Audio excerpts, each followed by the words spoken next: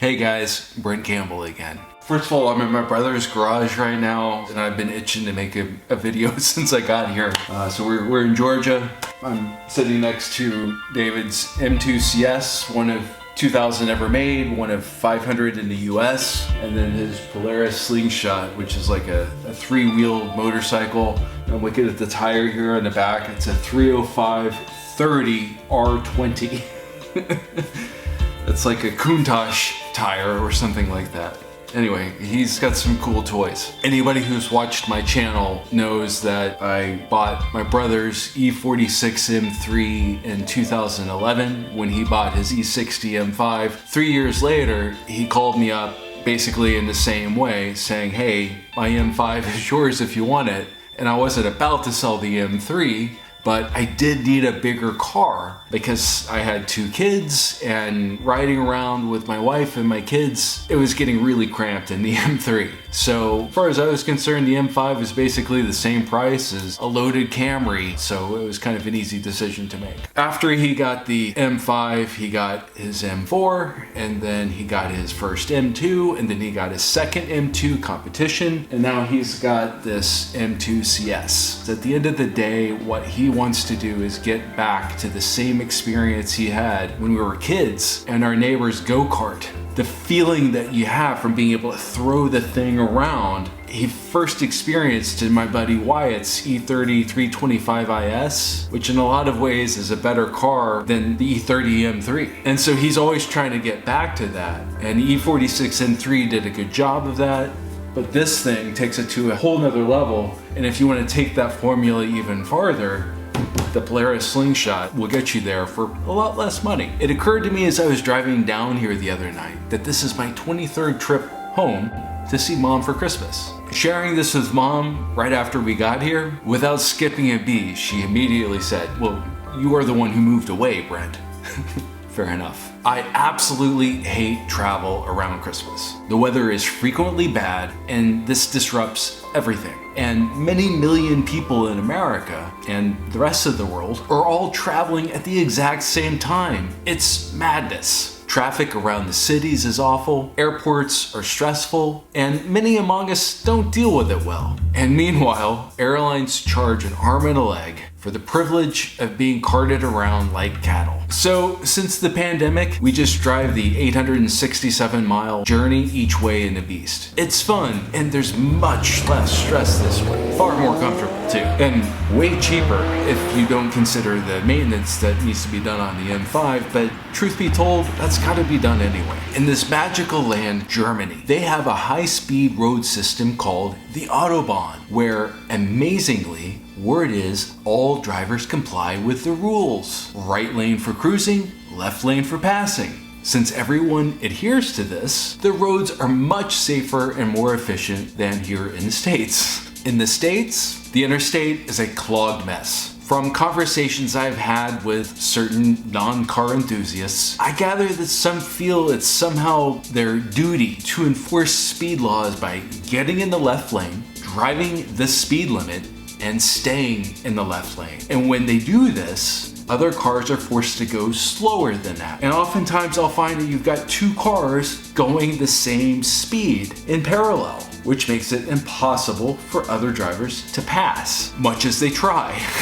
Myself included. Then the flow seizes, traffic backs up, and good old American road rage sets in. And sometimes accidents occur and makes things way harder than they need to be. Meanwhile, the German Autobahn is so well ordered and maintained that there are sections where there are no speed limits. So long as you operate responsibly and efficiently, which of course all Germans do, you can drive as fast as your car can go without fear of somebody cutting into your lane. It sounds like some kind of a paradise. I do hope to one day experience it, and a car engineered to handle it. So as a matter of pride and market opportunity, Germany's top car makers, in terms of volume and breadth of offerings, Mercedes, Audi, and BMW, each offer their Uber sedans that famously go 3-digit speeds like it's nothing.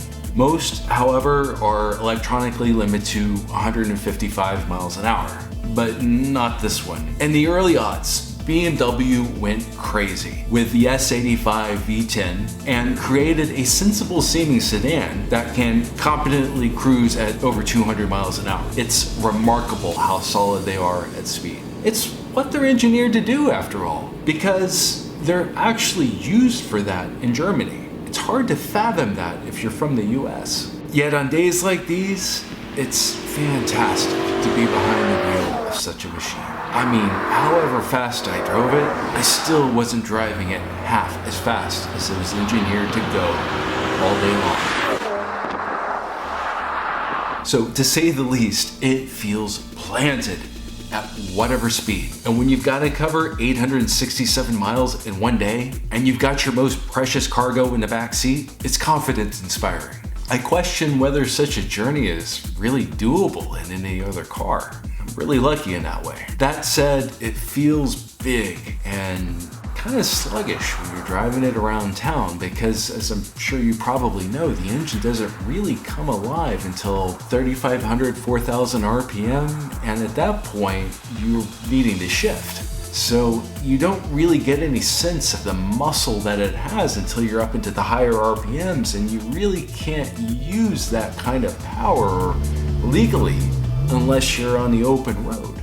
And so that's where the car really shines, whether you're in the States or you're on the Autobahn, you're on the Nürburgring or whatever. If my only experience owning it was driving it short distances, before the engine gets to full operating temperature, I don't think I'd get all the fuss or think that it's worth all the trouble. On the open road, the thing is a missile. With that said, it's cold in here, so now I'm gonna put another shirt on here. Like I said, on the open road, the thing is a missile. Just endlessly fast. And it handles the speed, smooth and capable in any situation. Braking with authority at any speed. But I try not to get myself in situations where I need those brakes. For one, it's irresponsible and dangerous. And for another, they cost mid-5 figures to replace, which is inevitable, depending on how much and how hard you use them. So I try not to use them more than I need, modulating my speed based on what the cars ahead of me are doing. Not like the fool a lot of people will think they will be when they finally get their own M5. Truth is, I usually save my most foolish driving for my M3, as it practically begs me to. But that's another conversation. As for the engine, it delivers limitless thrust, from a standstill to 205 miles an hour in remarkable 55 seconds. Its sweet spot is any speed over 120 miles an hour. The cost? 8 miles per gallon around town and 13 overall. On the highway, I don't know, you get about 15 miles per gallon, but you don't care. When you have this car, that's how you think. You're spending all this money on maintenance. Drive the thing, because it is glorious. You don't think about that. You just go and realize that you're gonna get there way faster than everybody else ever could even imagine. It's awesome. But that fuel penalty is a big part of why, sadly, BMW abandoned the naturally aspirated V10. I get it, but it's a shame, as the platform could have truly become something special. Anyway, for this trip, we couldn't leave before 11 a.m. on the 22nd. And the weather was going to turn seriously bad where we were going 867 miles away by 4 a.m. the next day. So we used the car for its intended purpose. Hauling ass, competently, comfortably. And indeed, it got us there safely and without issue after driving through some of those populous parts of the country, passing countless other cars, and finding and exploiting gaps in traffic wherever possible to shave a few minutes from the trip whenever I could find them. In a normal car, you can't easily accelerate from 40 or 60 miles an hour or whatever to 100 without breaking a sweat. When I'm driving a normal car on the highway, I feel hamstrung because even if I wanted to and floored it, I simply can't accelerate like I can in the M5 to exploit those opportunities. And yes, after taking 8 hours to get through DC alone, and from DC down to Georgia. From there, we arrived at 3:56 a.m., a good hour ahead of my realistic prediction. This is before factoring in the crazy traffic that we experienced from New York to DC. Wow, what a machine. After we passed Charlotte, the miles just melted away. It's too bad I didn't think to pack a case of Coors in the trunk, you know, to make it official. Trucking Coors beer east of Texas is bootlegging? Anyway, stay tuned. Thanks so much for watching. See you soon.